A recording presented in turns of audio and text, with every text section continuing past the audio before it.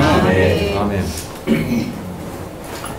우린 지금 바울의 첫 서신을 다루고 있는데 그 말은 신약 성경 전체 중에 처음 성경이다 이렇게 말씀드렸습니다.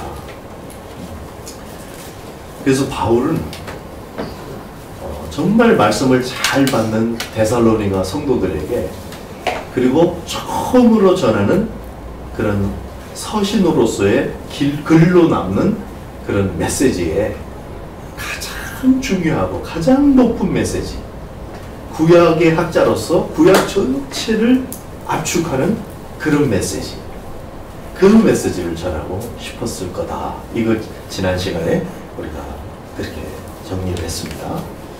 그것을 두 개의 단어로 정리할 수가 있는데 첫 번째는 거룩이었고요. 두 번째는 재림이었습니다. 사실 메시아의 도래였죠.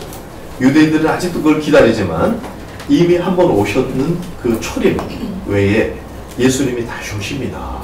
그래서 데살로니가 전후서를 보면은 하나님의 거룩, 후서로 가면 그게 영광이라는 단어로 바꾸기는 합니다. 그런데 하나님의 그 거룩과 재림, 이 두 정점을 가지고 메시지가 1장, 2장, 3장, 4장 계속 그 같은 메시지로 전하고 있다. 이것이 이제 저희들 지난 시간 데살로니가 서론과 같은 어쩌면 신약 전체의 총론과 같은 그런 말씀을 나눴습니다. 근데 거룩이 뭐였냐? 거룩이 다르다, 구별된다. 그래서 모든 피조물은 하나님은 모든 피조물과는 다르다. 그 말은 하나님께만 있는 것을 얘기한다 이렇게 정리를 했죠. 거룩이라는 건 하나님께만 있는 걸 말하는 거예요. 그런데 내가 거룩하니 너희도 거룩하라. 아멘을 해야 되겠죠. 근데 아멘 하면 이게 문제가 생기는 거예요. 하나님께만 있는 건데 그걸 사람이 받겠다고 지금 아멘을 한 거예요. 하나님은 그걸 주시겠다고 하고요. 그래서 우리끼리 뭔가를 해갖고 열심히 하고 진지하고 막 이걸 막 생명을 다 걸었다. 그래도 되는 게 아닌 거죠. 그 사례를 제가 하늘의 별 따는 거, 피조물이 피조물을 따는 게 불가능하다고 그러는 거죠. 그래서 하늘의 별 따기는 불가능하다 할 때 쓰는 말인데 피조물이 하나님을 어떻게 따겠냐. 하나님은 거룩이시대. 그 거룩을 우리는 소유할 수가 없다. 우리 스스로는. 그렇게 정리가 됐고요. 그래서 거룩하신 하나님이 스스로 그 일을 했다는 겁니다. 그래서 우리가 사랑하는 예수님이 오셨는 줄로 믿습니다. 그분이 오신 거예요. 그리고 그분이 그 세상에서 육신으로 계실 때 그때 당시에 사는 사람들만 아니라 온 인류에게 계속 대대로 모든 하나님의 사람들에게 그 은총이 주어지도록 하기 위해서 예수님께서 죽으시고 부활하시고 승천하셨을 뿐만 아니라 그분의 영이신 아버지의 영이요 그 아들의 영이신 성령을 보내신 것입니다. 그분을 우리는 예수를 영접하는 이들마다 예수가 믿어지는 이들마다 성령님이 우리 안에 있는 것이죠. 하나님의 영이 우리 안에 임했습니다. 성령님이 무슨 뜻이에요? 거룩한 영. 바로 거룩. 그 거룩을 우리에게 이루시기 위해서 거룩한 영께서 오셨습니다. 할렐루야. 그래서 그 거룩의 영이 이제 진행을 하시니까 우리 안에 하나님 안에만 속했던 그런 뭔가가 진행되고 이루어지는데 바울이 이것을 간증을 했습니다. 2장 10절을 한번 같이 읽어볼까요? 오늘 1장을 읽기는 했지만 1장 전체를 다룰 건 아닙니다.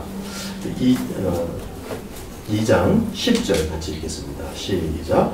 우리가 너희 믿는 자를 향하여 어떻게 거룩하고 옳고 흠없이 행하였는지 대하여 너희가 증인요 하나님도 그러하시리라.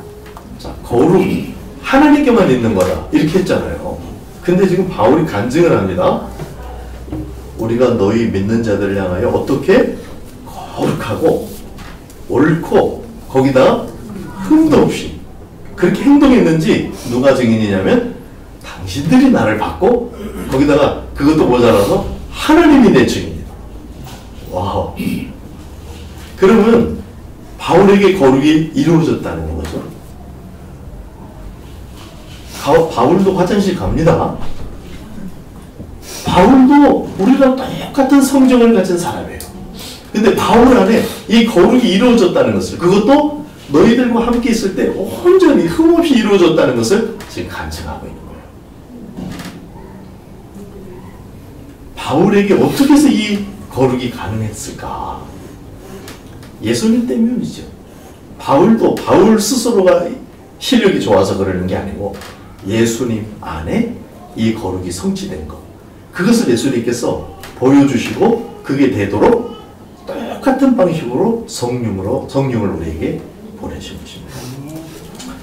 그래서 거룩은 하나님께만 있는 것이다 이렇게 말했는데, 또 다시 다른 말로 또 바꿔 말하면 예수님에게 있는 것이다.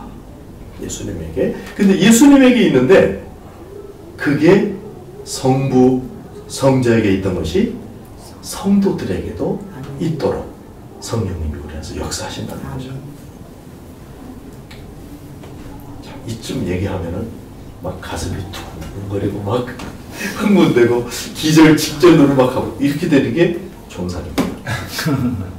그러니까 지금 저도 이것을 아주 머리로 이해하지 막 실감 있게 막 몸으로 다 이해하고 전하지 못하는 것 같고요. 여러분들 그런 것 같아요. 기절하는 사람이 한 사람도 굉장한 하나님의 복음의 말씀이 지금 바울을 통해서 우리에게 전달되고 있습니다. 예수님도 처음부터 끝까지 다 성령으로 하신 거예요.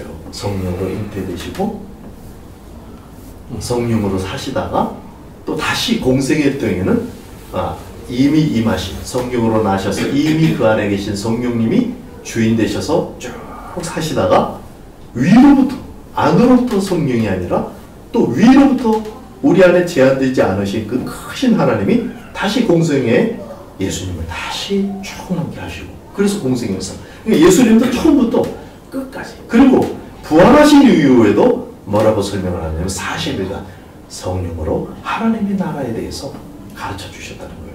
그러니까 처음부터 끝까지 성령으로 하셨습니다. 그 말은 그 성령님을 우리에게 보내서 우리가 성령으로 살 수 있도록 그렇게 하나님께서 하셨고, 그 일 때문에 바울 안에 이 거룩이 성취가 가능하다 이 말입니다. 예수님에게는 되지만 우리에게는 안 돼. 이렇게 우리가 생각할 수 있죠. 물론 그 말도 아주 틀린 말은 아닐 겁니다. 근데 예수님에게 됐으니까 우리에게도 되겠네. 아멘 좀 했으면 좋겠네. 뭐 꼭 아멘 해다 그럴 때가 아니라 정말 진리, 하나님의 마음속에 있었던 그 말이 우리에게 들어올 때 여러분이 아멘 그리고 받으시게 되길 바랍니다. 사실 조금 어지러지하죠. 예수님 안에 있는 거를 우리 안에 이렇게 담는다 하니까. 제가 한 번은 그 태국에 있을 때 인도로 선교사를 간 그분이 이제 연락이 왔어요. 자기가 어떻게 하다 보니까 인도 주일 학생들을 이렇게 섬기고, 어린 전도협회 출신 선교사님이신데 하다 보니까 어떻게 소그룹으로 선교사님들 수련회를 인도하게 됐다는 거예요.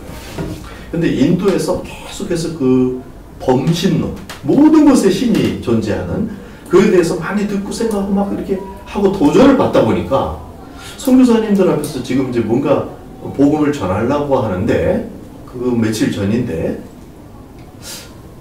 진짜 왜 예수님만 되는 거지? 이게 하도 도전을 듣다 보니까 대답을 하는데 자기가 대답을 못했다는 거예요. 그래서 이게 좀 선명하지가 않아서 저한테 연락을 했어요. 제가 이제 이렇게 이런저런 얘기를 하는 중에 저도 뭔가 명확해지더라고요. 그것을 들으면서. 그게 뭐냐면, 여러분 예수님만 구원의 유일한 길이신 것을 믿습니까? 믿죠. 왜 그럼 예수님만이냐? 뭐 그냥 예수님, 하나님이 그렇게 하셨으니까 이렇게 믿어도 틀린 거 아니에요. 하나님은 워낙 우리보다 크시니까요. 그런데 어떻게 해서 그렇게 된 거냐? 예수님이 완전한 하나님이시고 완전한 사람이셔서 그래요. 이것을 안 믿으면 이단이에요. 그렇게 믿어야 돼요. 완전하신 하나님인데 완전하신 사람이라는 거예요. 그런데 하나님께만 거룩이 있거든요. 근데 그 거룩이 완전한 사람 안에 이루어지는 그 모형이요 모본이다. 그게 예수님이라는 거예요. 그래서 예수님의 생애는 전체가 다 거룩에 나타나신 겁니다. 그래서 죄가 없으시죠. 그렇게 완벽한데 우리는 그렇지는 못하니까 그런 면에서는 차별화가 확실히 됩니다. 그러나 예수님 안에 있는 거룩이 우리 안에서 되는 것이 와 그게 너무나 방송에서 우리는 받을 수 없는 것처럼 그것을 불신이라고 하는 거예요. 하나님은 우리에게 그 거룩을 이루어주기를 원하십니다. 하나님 안에 있는 성품과 그분의 능력과 그분의 일하심을 우리 안에서 그대로 이루시고 그 거룩을 우리 안에서 나타내시는 일을 기뻐하셔요. 그래서 예수님만으로 되는 거고 사실 예수님이 그렇게까지 이렇게 하시고 하나님이 막 그 아들 예수 그리스도를 죽이셨다가 부활하셨다가 막 엄청 거기다가 마음을 쏟고 계시죠. 이 말은 시간, 공간, 물질, 우주 전체가 사실은 그 용도에 연결이 되어 있다. 이렇게 되어 있어요. 그래서 에베소서 1장에 보면은 거룩하고 흠이 없는 아들들을 가지시려 하는 것이 창세전에 하나님의 마음인 것으로 1장을 시작하는 거예요. 창세가 있기 전에 시간, 공간, 물질이 존재하기 전에 하나님 안에 하나의 마음이 있었는데 바로 거룩하고 흠이 없는 나를 가지시려는 하나님의 마음 때문에 시간이 창조되고 공간, 물질이 창조되었다는 거죠. 그러니까 하나님은 처음부터 이 거룩을 나눠주고 거룩한 자녀들을 갖고 싶어 하시는 거예요. 그래서 우리가 성도입니다. 우리 부족하고 우리를 쳐다보면 그런데 우리 안에 계신 주님은 거룩하십니다. 그래서 그분이 주인 되시는 그 순간만큼은 거룩한 줄로 믿습니다. 그러니까 그 거룩을 챙겨야 돼요. 그 거룩을 이뤄야 돼요. 내가 막 열심히 해서 거룩 비슷한 것을 하는 것이 중요한 것이 아니라 주님이 내 안에서 주인이 되셔서 진품 거룩이 이루어지는 것. 그게 중요한 일이죠. 그래서 주님은 그것을 하기를 원했고 바울은 그것을 깨달았고 바울은 믿음으로 그것을 받은 거예요. 그리고 데살로니가 성도들을 만난 데 있어서 물론 바울이 전생에 그렇게 살았다. 그거는 장담할 수 없어요. 그렇지 않은 것 같아요. 또 그 형님뻘 되는 바나바하고 다툰 적도 있고요. 하여튼 그런 적이 있는데 그러나 바울이 데살로니가 교회 성도들을 만날 때 아마도 한 3주 정도 되는 것 같은데 그 기간 동안 당신들이 나를 봤는데 너희가 증인이요? 하나님도 그러하시도다. 이렇게 간증을 했다는 겁니다. 자, 사람 바울에게 가능했습니다. 흠없이요.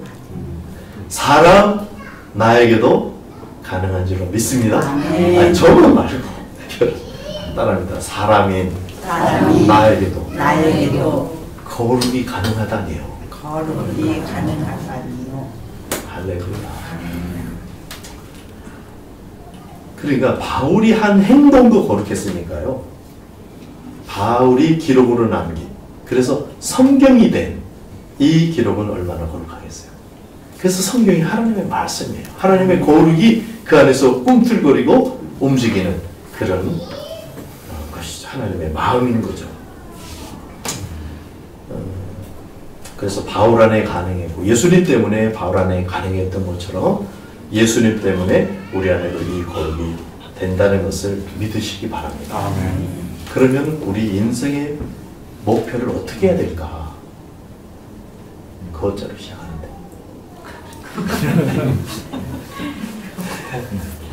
그거 말고 없어요.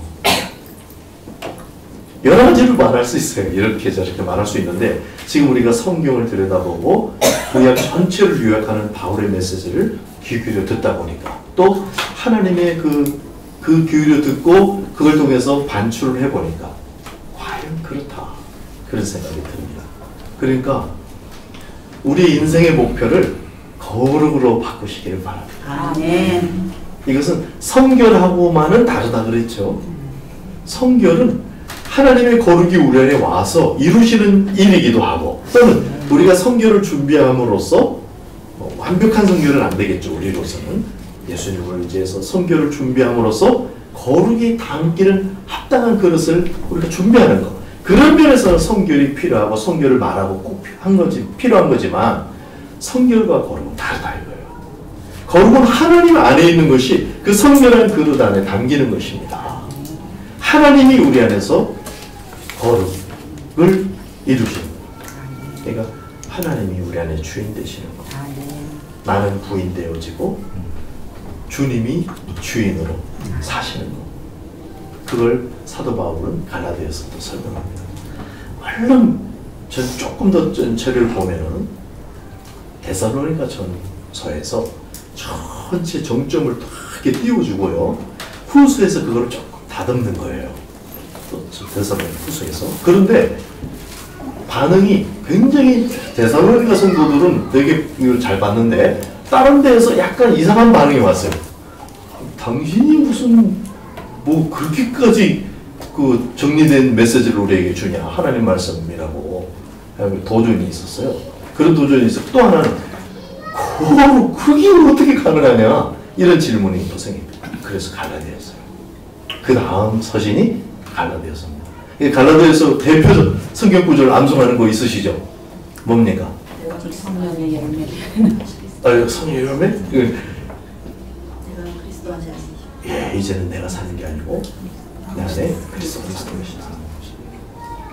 내가 육체 가운데 사는 것은 뭐 나를 위해서 그 사시는 그 주님, 그걸 믿는 믿음으로 사는 거다. 그래서 그걸 사람들이 요약해서 나는 죽고 예수 사는 거다 이렇게 말하죠.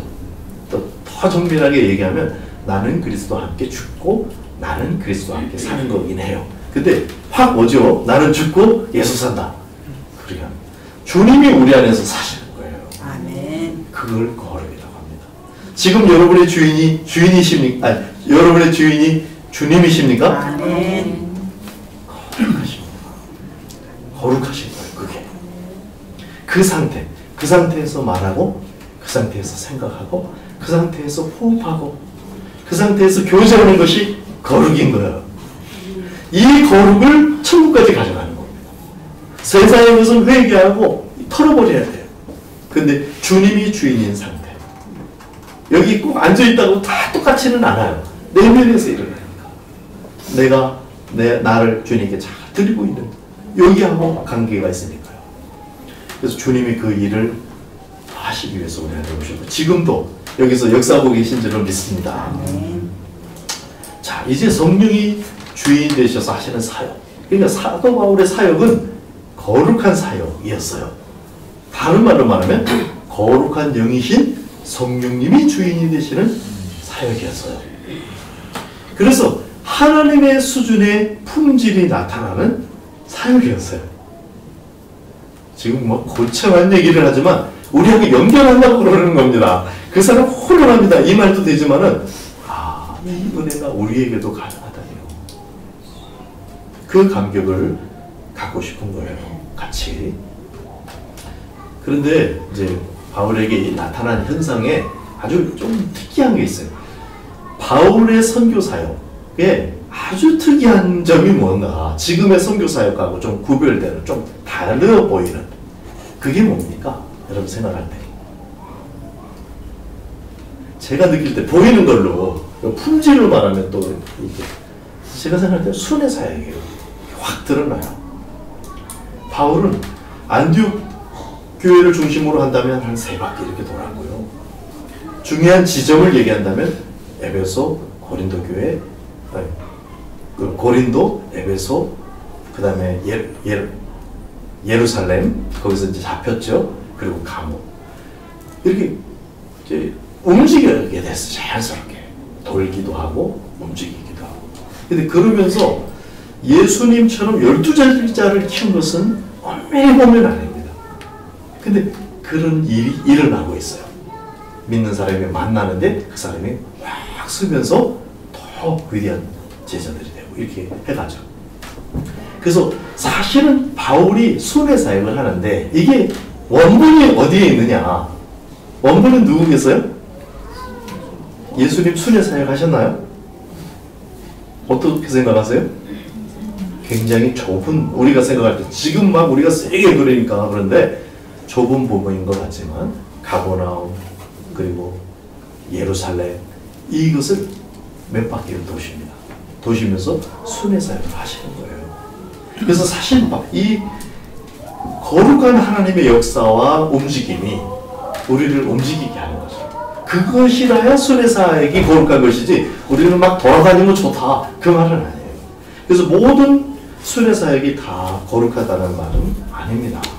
그런데 거룩한 하나님의 영이 우리 안에 역사하실 때 우리도 움직이게 된다는 거죠. 보세요. 예수님이 여기 계세요. 우리는 예수님을 향하여 믿습니다. 이렇게 해야죠. 근데 예수님이 가만히 계시는 게 아니고 예수님이 원수를 사랑하셔요. 그러면 우리가 믿습니다. 믿습니다가 움직여야 돼요. 그분이 세계를 모든 족속을 상대하세요. 따라가면서 우리가 믿습니다라는 거예요. 그러니까 믿습니다가 움직여요. 그게 너무나 당연한 것입니다. 그래서 우리가 초대교회의 유산을 발견했다. 순회사역. 이게 꼭 필요한 것이고 사실은 거룩의 현상 중에 하나라는 거예요. 사도 베드로는 그냥 잊고 싶었어요. 그냥 유대인에게 이렇게 잊고 싶었어요. 성령님이 깨우시는 거예요. 정시기도를 하는데 3시에 성령께서 나타나셔서 깨워서 선교사 사역을 감당할 수 있도록 이방인에게 나가도록 그렇게 하셨죠. 그래서 예수님의 그 좁은 범위인 것 같지만 그 삶 속에 강렬한 삶의 모범이 들어있죠. 그래서 그 순회 사역의 목적이 뭐냐면 돌아다니는 게 아니고 그 강렬한 삶의 거룩의 삶의 모습을 전수하는 겁니다. 그래서 그걸 제자화하라고 하고 그 과정에서 12분의 제자들이 나타난 거죠. 우리의 순회 사역이 그러해야 한다고 저는 믿습니다. 정말 제가 한 번도 이 말씀을 묵상하면서 정말 모양만 피운 것이 많았다. 일부러 그런 건 아닌데 내가 어리고 부족하고 하나님의 마음을 덜 받아서 그런 게 참 많았다. 그리고 그렇게 움직이는 사람도 이제 보고 좀 마음이 아프고 정말 예수님께서 그렇게 하셨던 것처럼 우리의 움직임이 다른 사람에게 그 거룩을 나눠주는 영향을 미치는 그런 움직임이 되기를 소원합니다. 그래서 우리의 일상, 우리의 순회 경로, 그러니까 우리가 조금 범위를 넓혀서 다른 나라에 가기도 하고 뭐 이렇게 하겠지만은 예수님마저도 다른 나라에 가신 적이 없어요. 그 안에서 움직이는데 이게 강력한 하나님의 거룩 움직임. 우리의 일상 속에서 우리가 여기 가고 저기 가고 사람을 만나고 이렇게 움직이잖아요. 이 움직임이 이 이동 경로가 순회 사역이 되시기를 축복합니다. 그래서 이게 되는 사람이 넓게 가도 그것이 되는 거지. 여기서 이 동네에서는 안 되는데 멀리 가면 되더라. 뭐 한 번씩 기회는 되겠죠. 근데 그거는 조금 의심이 되는 거예요. 그래서 우리 일상에서 우리 그 관계 속에서 이게 되도록 여러분 거룩을 사모하시기 바랍니다. 그래서 바울이 그렇게 하면서 바울의 그 순회 사역이 거룩에 나타나심이었고 초대교회의 그 거룩함을 담아낼 수 있는 신앙, 그 신앙의 유통 기반이 된 거죠. 사도 바울이 움직여준 것이. 우리도 그렇게 되기를 원하고요. 그러려면 우리가 뭔가 유통시킬 복음의 진수가 있어야 되죠. 물론 복음 아닌 게 사실은 없습니다. 복음 아닌 게 없어요. 하나님이 창조한 모든 것이 복음이에요. 알고 보면 하나님의 마음이 거기 들어있어서요. 그걸 알고 보면 깨닫고 나면 세포 하나 속에 하나님의 메시지가 들어있는데 알고 보면 복음이에요. 근데 그래서 이제 복음 아닌 것이 없지만 정말 복음의 정수와 진수를 깨닫고 다른 것들을 복음으로 알아가는 그걸 안내해줄 수 있는 복음 이런 거 있어야 되는 거예요. 그래서 제가 그걸 지금 복음의 진수라 이렇게 말했는데 우리 안에 이것이 있어야죠. 이렇게 기도해 주시기 바랍니다. 한번 따라서 말씀해 주시겠어요? 우리 동역자들에게 세계 교회를 먹이고도 남을 복음의 진수가 콸콸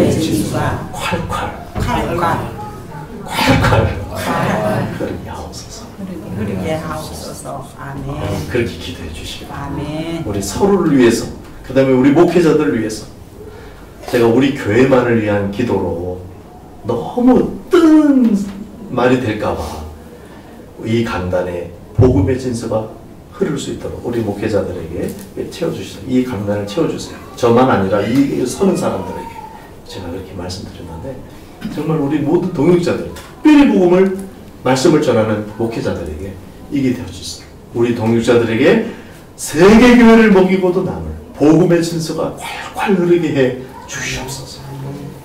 그러니까 이것이 계속 정리되고 강화되고 발굴되고 해야 돼요.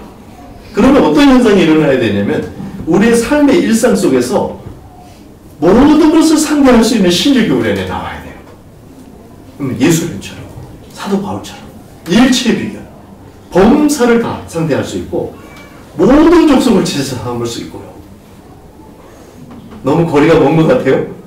그 다음에 모든 연계도 제압할 수 있을 만한, 주님은 됩니다. 우리는 작지만 주님은 크십니다. 그래서 그 주님이 우리 안에서 그걸 하시기를 원하시기 때문에 이게 되는 것이, 야, 이게 진짜 되는 건가? 이게 확실하게 정리가 될 필요가 있겠죠. 그래서 그것을 정립하고 신학자들이 그걸 정리해주고 목사님들이 그걸 정리해가지고 있고, 그래서 뭐 거기에는 많은 이게 자료가 있어야 되겠죠 또. 근데 그것을 엑기스처럼 탁 만들어서 입안에 탁 넣기만 하면 딱 먹고 쫙 살 수 있는, 이걸 만들어내는 복음 연구소가 나와야 돼요. 복음 제약회사. 그래서 우리 교회에 복음 연구소가 생겼으면 좋겠다. 이 비좁은데 어디다가 또 세워놔. 그냥 그거는요, 하드웨어는 그렇게 중요하지 않아요. 사실 중요하지 않다는 말은 좀 어폐가 있지만 소프트웨어가 중요한 거예요. 컴퓨터를 예를 사면은요, 컴퓨터 그거는 기계 덩어리는 얼마 안 해요. 근데 그 안에 소프트웨어가 계속 무궁무진하게 비싸요. 계속해서 좋은 것도 넣으면. 그래서 지금 이 복음의 진수가 정립이 되고 공유되어 되고 해야 된다. 그래서 저도 너무나 어렴풋이 알고 있는 느낌이에요. 근데 저 혼자의 사고로는 안 된다는 것을 오래전부터 깨달아요. 이 시대에는 너무나 머리 좋은 사람이 많고 너무나 또 하나님을 사랑하는 사람들이 있을 거예요. 그런 사람들이 한 자리에 모여서 같이 이야기하고, 과학자들은 이걸 하는데 왜 우리 성도들은 이걸 못할까?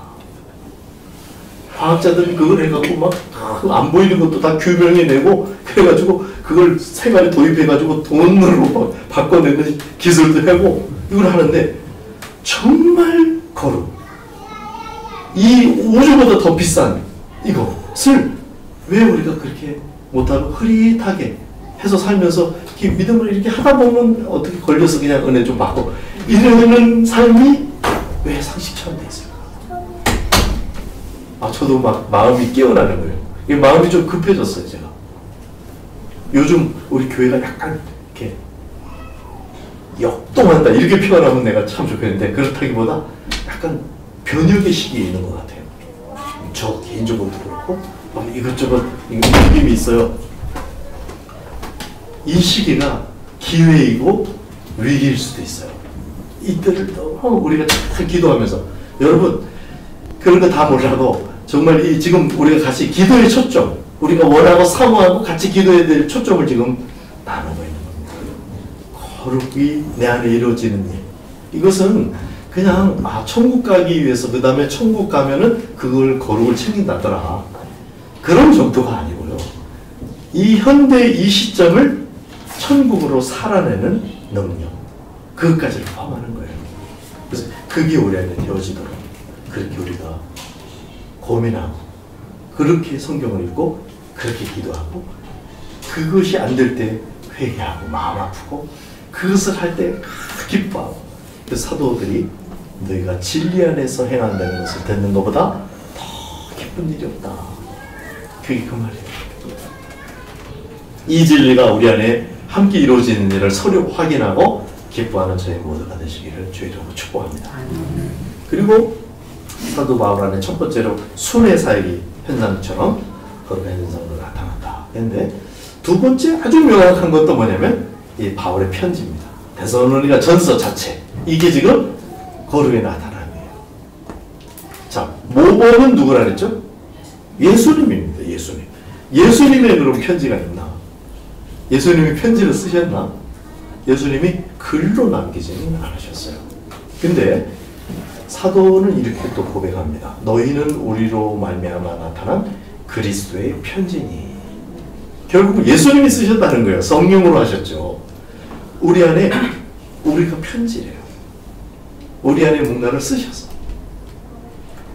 오직 살아계신 하나님의 영으로 쓴 것이요 또 돌판에 쓴 것이 아니요 오직 육의 마음판에 쓴 것이라. 여러분 안에 쓰여졌습니까? 쓰여져서 아무리 지우려도 지워지지 않고 아무리 무시하려도 무시되지 않는 하나님의 말씀이 기록되었습니까? 그 기록, 그게 그리스도의 편지예요. 그래서 너희는 우리의 편지라 또 그래요. 사도 바울이. 그래서 우리가 교제를 했는데, 사도 바울이 교제했는데 그 마음에 뭔가가 써졌다는 거예요. 그런데 그 우리 마음에 썼고 무사람이 알고 읽는 바라. 써있는데 다른 사람들이 그거를 읽을 수 있는 거예요. 삶으로 나타나는 거죠 지금. 그래서 이 편지는 사실 이렇게 기록되어 있는 서신이기도 하지만 우리의 삶입니다. 그래서 지금 예수님께서 그 편지를 제자들에게 쓰신 거예요. 한 번에 안 써지니까 계속 줄을 긋고 그게 순회 사역이고 똑같은 것을 반복해서 말씀하시고 그렇게 하셨던 거죠. 그리고 성령으로 마음판에 그걸 쓰시고 사도 바울도 지금 그 일을 하고 있습니다. 그런데 그 중에서도 이 마음의 글을 쓰는데 이것이 대대로 지워지지 않고 전수 가능하도록 하려니까 그게 바로 기록되는 거죠. 이 일에 성령님께서도 영감을 주시고 모호하도록 간섭하시고 아주 비상하게 간섭한 거죠. 성경께서. 그래서 성경으로 우리에게 지금 도착되어 있습니다. 그 사도 바울의 편지는 거룩의 나타남이고 바로 그 거룩을 지금 우리가 받고 있어요. 천지가 없어져도 1.1도 떨어지지 않는다. 그렇죠? 성경이 그런 정도입니다. 그러니까 뭔가 우리의 견해와 우리의 세계관과 우리의 가치관 이런 것들은 다 검토가 필요해요. 재검토가. 그 하나님의 말씀을 가지고. 그래서 하나님의 말씀을 통달해야 이게 가능하거든요. 근데 각각 다 통달하면 좋겠죠. 그럴 수 없어서 소수가 또 그것을 돕고 뭐 이런 역할들을 분담해서. 그러나 하여튼 주님이 말하고자 하는 그 핵심이 우리 안에서 진짜 이루어져야 한다는 거죠. 그래서 그 편지를 지금 우리가 받고 있는 겁니다. 데살로니가 전서를 그렇게 읽으시기를 축복합니다. 그래서 데살로니가 전서 우리 강의하는 동안에 100번을 읽기로 우리가 했는데요. 뭐 빌립보서 100독, 골로새서 100독 하고 나니까 뭔가 좀 있죠. 이제 데살로니가 전서 100독 합니다. 좀 이렇게 밀어놨던 분들 같이 동참했으면 좋겠어요. 정말 더 급한 것이 있으면 해야죠. 근데 좀 밀어놨던 분들이 정말 한번 해보자. 이 거룩이 말씀으로 거룩해지고 조금 펼치면 말씀과 기도로 거룩해지죠. 그래서 하나님의 말씀이 나하고 자꾸 만나면 나도 모르게 내 안에 거룩의 실력이 쌓이는 거예요. 거룩이 거룩을 낳습니다. 그럴 수밖에 없겠죠. 하나님이 우리 안에서 그 거룩을 이루시고 다른 말로 하면 거룩만이 거룩을 낳습니다. 그러니까 주님의 말씀이 우리 안에서 살았고 능력이 있어서 실력 행사를 할 수 있도록 그 성령, 성경이 우리 사고와 인생의 주인이 되도록 그렇게 하는 것이 이제 거룩을 이루는 거겠죠. 자, 이제 예수님이 그랬고 사도들이 그랬으면 그 다음에 누구 얘기할 차례예요? 우리도 편지를 쓰는 사람이 이제 돼야 되는 거죠. 그래서 우리도 편지를 썼는데 정말 이번에 데살로니가전서 백독을 하는 중에 그리고 기도하는 중에 거룩이 큰 진전이 있게 되기를 축복합니다. 그 백독하는 그 자체가 기도 덩어리가 되도록 하는 거예요. 하나님 여러분 기도하면서 읽으시면서 마음의 기록으로 남도록 그렇게 되길 바랍니다. 세 번째 마지막인데요. 바울 안에 순회 사역이 거룩으로 나타났고 서신이 거룩으로 나타났는데 지금 실제로 이 그 서신 안에 이 내용들에 들어가면 그 거룩으로 나타난 현상들을 우리가 읽을 수가 있어요. 그 중에 첫 번째가 축도입니다. 그래서 오늘은 1절만 하는 거예요. 1절. 서론격으로 했고 1절. 1절만 읽겠습니다. 1장 1절. 시작. 바울과 실로아노와 디모데는 하나님 아버지와 주 예수 그리스도 안에 있는 데살로니가인의 교회의 평강이 은혜와 평강이 너희에게 있을지어다. 아멘. 은혜와 평강이 너에게 있을지어다. 아멘. 축복, 축도죠. 바울의 축복. 원본이 누구예요? 예수님입니다. 예수님이 축복하시고 선포하신 거예요. 예수님이 부활하시자마자 제자들을 딱 만나자마자 뭐라 하셨냐면 샬롬 그러셨어요. 평강이 있을지어다.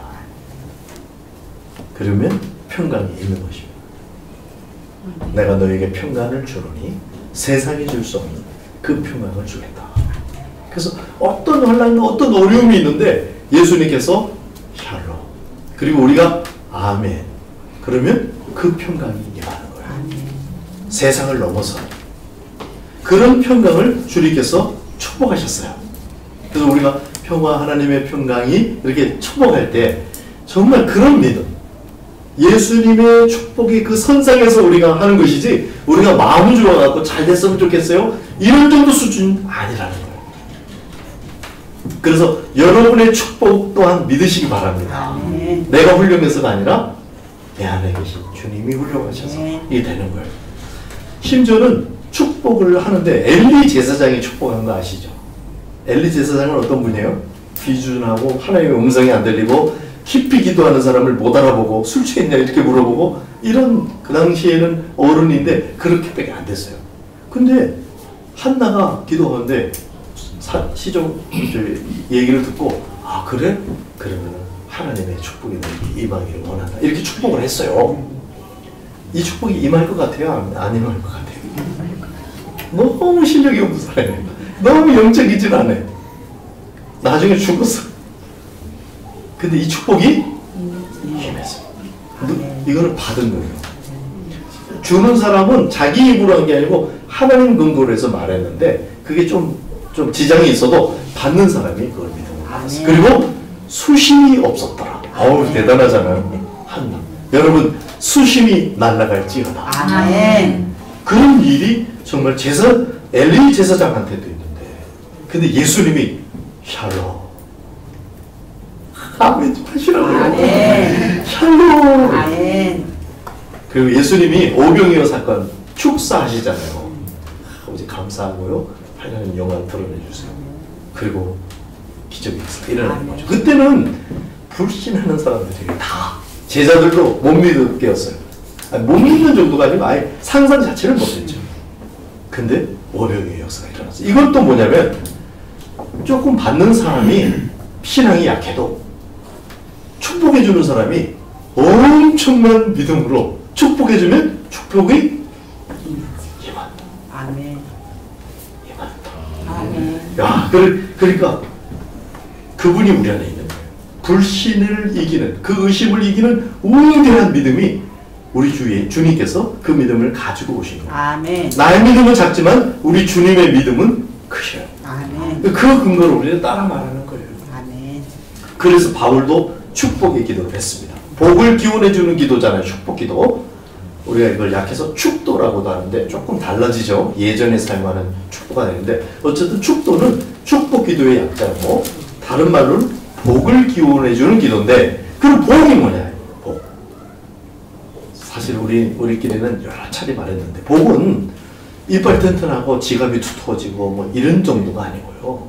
이걸 포함하지만은 하나님의 임재라 그랬습니다. 아멘. 하나님의 임재와 그 임재의 결과로 나타나는 모든 현상들을 복이라고 통칭을 하는데, 그래서 하나님이 임하면은 시간에 임하면 안식이 되고, 땅에 임하면 에덴이 되고, 사람에게 임하면 하나님의 형상이 되고, 이게 이 복이 바로 하나님의 임재예요. 아멘. 그런데 바울이 축복해 주는 게 뭘까요? 바로 그 하나님의 임재를 복을 빌어주는 겁니다. 이것이 큰 사명입니다. 제가 성경 전체에 고속도로가 있는데 거기 4개의 기둥이 있다고 그랬죠. 명령, 4대 명령. 첫 번째는 통치 명령, 두 번째는 축복 명령, 세 번째는 사랑 명령, 이게 신약의 대명령, 그리고 선교 명령, 다른 말로 제자 명령입니다. 이게 4개가 있는데 이게 하나예요, 사실은. 그 축복 명령은 뭐냐? 통치 명령이 가능하도록 하나님이 임하셔서 통치할 수 있도록, 그게 축복 명령이에요. 그러니까 축복하는 게 그런 거라는 거예요. 그래서 베드로도 정리하기를 도리어 복을 빌라. 너는 복을 이어받게 하기 위함이다. 하나님과 함께 있도록 해주기 위해서 복을 빌으라. 그러니까 이 축복 명령이 굉장히 중요한 것이죠. 그것을 지금 사도 바울은 서신에 거룩을 나타내는, 그것도 기록으로 남는 그 성경의 첫 부분에 축복을 선포하고 있는 것입니다. 이 축복을 우리가 믿음으로 받으면 우리에게도 임하는 줄로 믿습니다. 우리 축도를 할 때는 아버지와 아들과 성령의 이름을 빌어서 하죠. 기도가 실제 일제인데 정말 아버지와 아들과 성령의 이름으로 하는 이 기도야말로 더 강력한 기도잖아요. 축복 기도할 때는 그런 마음으로 하는 거거든. 이 축복이 여러분에게 임하는 일을 축복합니다. 제가 티벳에 처음 올라갔을 때 어떻게 그 수도원에서 수도하는 사람이 희한하게 무슨 사명을 받았는지 우리를 안내를 해주는 거예요. 아무 무슨 돈 내고 그런 게 아니에요. 들어갔는데 우리를 안내해줘가고 말도 잘 안 통하는데 거기 옥상까지 올라가는 거예요. 파탈라궁, 그 달라이 라마가 살았던데 거기에 꼭대기 우리가 올라가고 싶었거든요. 근데 그러니까 지구의 지붕입니다. 티벳이. 티벳 중에서 라사가 수도고요. 그 수도 한가운데 파탈라궁이 있는 거예요. 그 파탈라궁에 꼭대기 올라가고 싶었어요. 무슨 말인지 아시겠죠? 올라가고 싶은데 어딘지 뭐 헤매고 좀 이렇게 이제 올라가면 되겠지 하고 하는데 올라갈 수 없는 때가 있더라고요. 근데 이 사람이 나타나가지고 우리를 안내를 해줘서 우리가 옥상까지 올라갔어요. 그래서 올라가서 진짜 이렇게 밖을 내려다볼 수 있는 장소. 그런데 사실 못 갑니다, 일반인들이. 근데 우리를 안내를 해주고 거기까지 간 거예요. 그래서요, 손을 거기서 딱 드는데, 와. 동쪽을 향해서 손을 이렇게 딱 드는데요. 인구, 동쪽을 향하면은 그 티벳이 서쪽이니까 중국 전체가 느껴지는 거예요. 한 15억이 탁 안겨오는 느낌이에요. 약간 이렇게 틀면은 인도, 파키스탄, 막 이렇게. 완전히 이게 만약에 기도, 축도가 실제라면, 하나님의 실제 책임을 져주는 거라면 이 행위야말로 세계에서 가장 강렬한 행위다, 이러져야 되더라고요. 만약에 책임을 안 져주면요, 진짜 코미디지. 공부 많이 하고 막 헌신하고 해갖고 여기 다 와갖고 있을 때 막 심각하게 하고 여기 받는 사람도 다 심각해요. 쩌다. 근데 아무리도 안 일어나고. 이 코미디 아닙니까? 우리는 기도를 믿는 거예요. 그러다 보니까 와. 그래서 이 기도가 실제인 것 같으면 이걸 해야 되겠다. 그러면서 저희들이 하나의 선교단체가 탄생하기다. 그랬어요. 그래서 제가 그 후에 손이 깨끗한 목사님들을 여기에 모시고 와서 축도, 세계 선교를 위해서 축도를 한번 하고 그 상태에서 손 내리지 마세요. 그 상태에서 사세요. 이렇게 말하고 싶더라고요. 제가 언젠가 한번 또 그렇게 하고 싶어요. 정말 우리가 기도할 때는 사람이 진지하고 하나님하고 이렇게 그래도 겸손하고 그러는데 이상하게 기도 끝나고 살 때 보면 굉장히 교만하기도 하고 아주 날카롭기도 하고 그러죠. 그러니까 기도 안에 머물러 있어야 돼요. 쉬지 말고 기도하라가 그거예요. 하나님이 주인 되시는 그 상태, 하나님 앞에 경배하는 겸손한 그 상태에서 살아가는 거죠. 그래서 지금 이 TV에서 올라가서 제가 그렇게 느껴지고 나니까 와, 새롭다. 그래서 제가 목사 됐습니다. 전 목사 될 생각이 별로 없었어요. 중국에서 살기 너무 재밌으니까 목사서 안 받아도 되네. 이렇게 살게 되는데, 근데 마음 놓고 축복할 수 있는 그 자리가 목사직이더라고요. 목회를 잘하고 이거 아니에요. 저 가만히 내가 생각을 해보니까 나는 일반적인 목회를 잘하고 싶은 목사가 아니더라고요. 여러분 저에게 그걸 요구하면 제가 피곤해질 수가 있어요. 근데 저는 어떤 사람이냐면 여러분과 함께 구도자예요. 구도자. 정말 진리를 알고 싶고 진리와 함께 행하고 싶고, 그래서 아니면은 그냥 좀 빨리빨리 털어버렸으면 좋겠어요. 그리고 몸을 가볍게 해서 진리를 하면서 또박또박 나갈 수 함께 그랬으면 좋겠다. 그렇다고 제가 목회를 떨어지겠다 이런 말 아니에요. 안심하시기 바랍니다. 그러다 보니까 더 진지한 목회자가 되더라고요. 그래서 형식도 소중히 여기고 함께 가는 그 부분 소중히 여기고 이렇게 되는 거지, 그 본질을 놓치면 모양만 남으면 아주 피곤하고 고단한 삶을 살게 되는 거예요. 막 찌들어요. 계속해서 이거는 해야 마땅한, 해야 좋은 일인데, 그래서 했는데 힘이 없어. 찌르는 거죠. 피곤한 거죠. 지치는 거죠. 자기가 이게 힘드니까 남을 좀 도와서 하는데 이 사람도 하기 싫어 사실은. 그럼 같이. 그러니까 막 이게 사실 우리가 힘들어지고 심지어는 인간이 전쟁을 하고 막 이러는 게요, 자원이 모자라서 그렇죠. 우리끼리 나눠 먹고 이걸 하려니까 모자라는 거예요. 이게 타락 이후에 그런 현상이 일어난 거예요. 어디에서 해결해야 되냐? 무한하신 하나님하고 접촉이 일어나야 됩니다. 그래서 우리의 비전은, 다시 말해, 우리의 비전은 제한 없으신 하나님의 성품. 내 성품으로만은 그냥 고갈나는 거예요. 금방.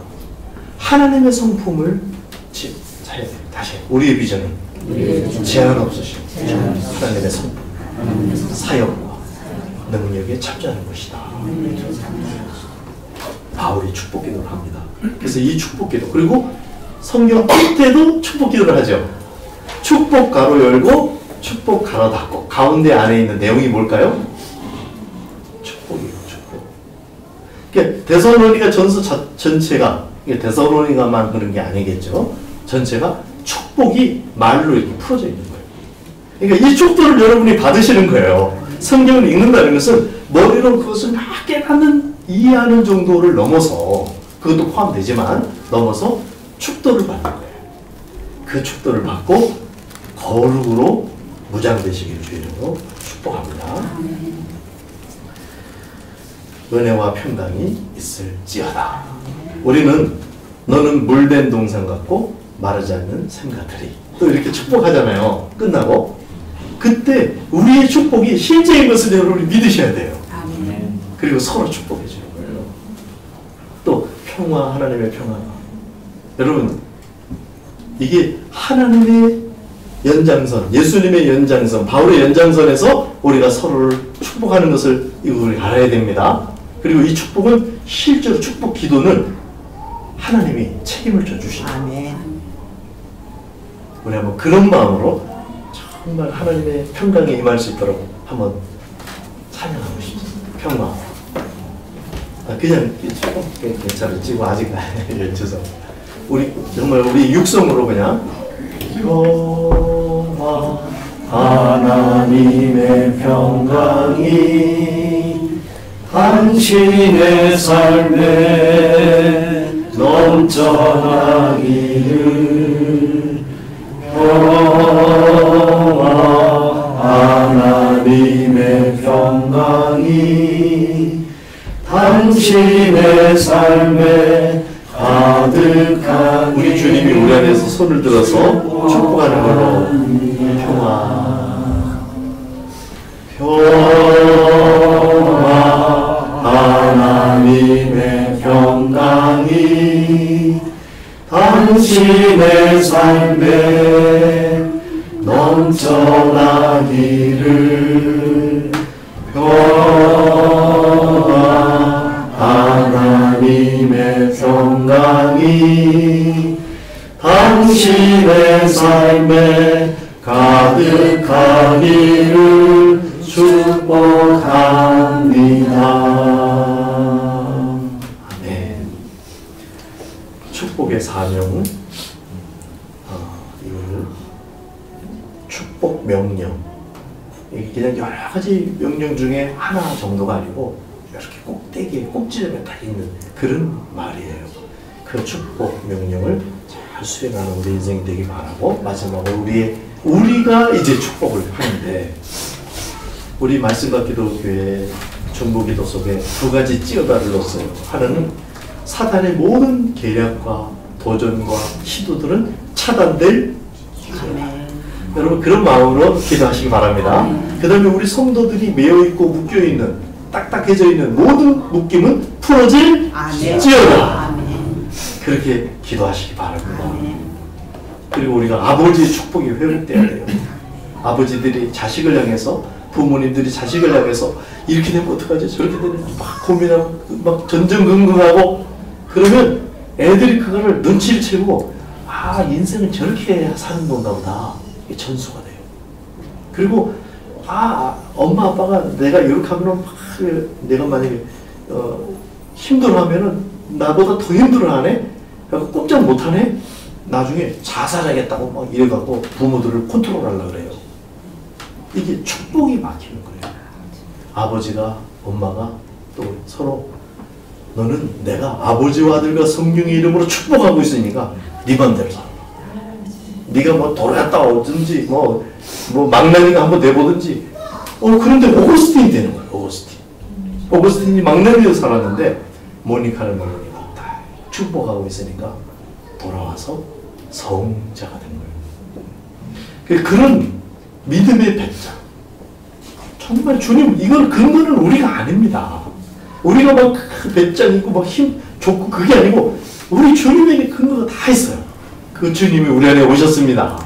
그분이 은혜에서 주인 되시는 그 순간에는 이 축복이 엄청난 축복이라는 것을 믿으시기 바랍니다.